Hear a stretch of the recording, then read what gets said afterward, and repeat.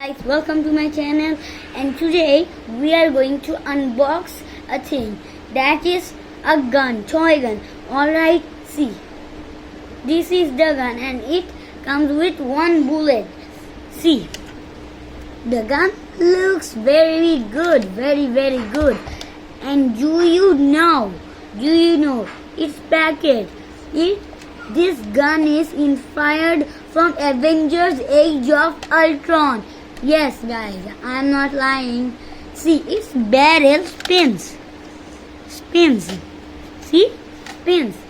It actually don't come with one bullet. It comes with 3 bullets. So these are 3 nozzles.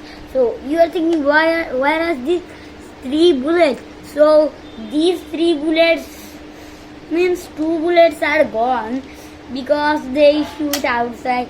So 1 bullet is left. Alright, let's see how to load this. To load this, you see a barrel right here. So if you pull this, it's a little hard. Pull this and grab the trigger, it will load. And then you can attach your bullet and shoot like this. Yo, see. Get on me. Wait a minute. Yes, sir. Alright, sorry. So see, it can shoot. You just have to pull it hard and now see.